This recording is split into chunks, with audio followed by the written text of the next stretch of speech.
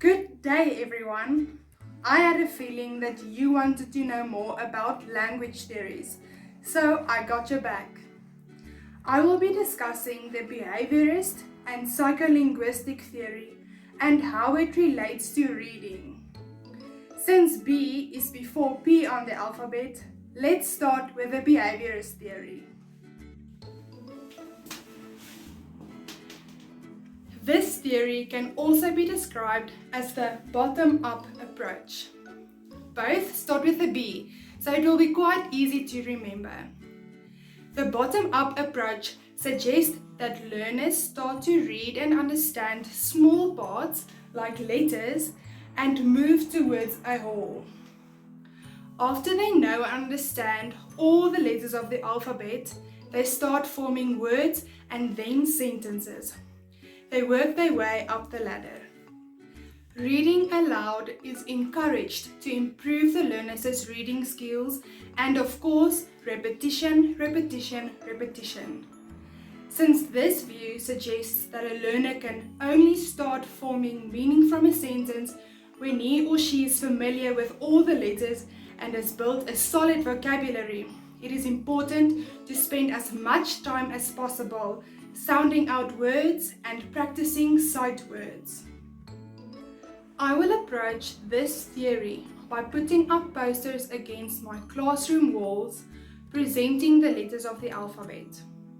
We will spend time to cover all 26 letters and start forming single syllable words like tree and cat. Lastly, we will proceed to putting these words into short sentences. For example, the cat is small or the tree is big. Once they have formed sentences, one can add illustrations to give meaning to those sentences. When they see the sentence together with a picture, that will be the whole that I mentioned earlier while discussing the bottom-up approach. On the other hand, we have the psycholinguistic theory, which can be considered a complete opposite from the behaviourist theory. Psycholinguistic is a combination of the words psychology and language, so it's quite clear what this theory is all about. This theory goes hand in hand with the top-down approach.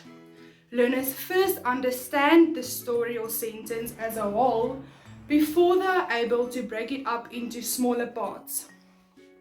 Instead of taking the reading process step by step, all the reading skills are implemented simultaneously.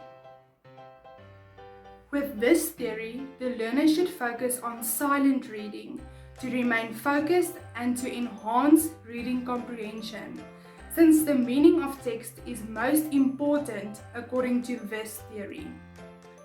Learners are encouraged to write their own text to highlight the importance of meaningful text. When learners are presented with a picture that tells a story, they should be able to form meaning from that picture before identifying the individual words to write the story. They will first see the picture as a whole and later on start to realize the smaller pieces that was used to put the story together. We also have to consider an approach that will include aspects of both these theories. In this case, the balanced approach is the way to go. It is not only insightful for the teacher, but more so for the learners. It makes use of a bunch of different strategies to target every learner's individual needs in order to make him or her an exceptional reader. This approach combines strategies like reading aloud, guided reading, independent reading, shared reading, and paired reading to address all the necessary skills that is required to read properly.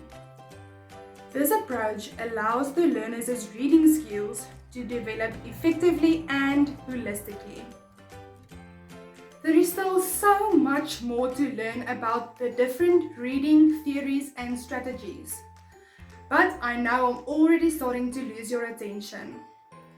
I can see you're not the lazy type. So take some time, do some research, and educate yourself.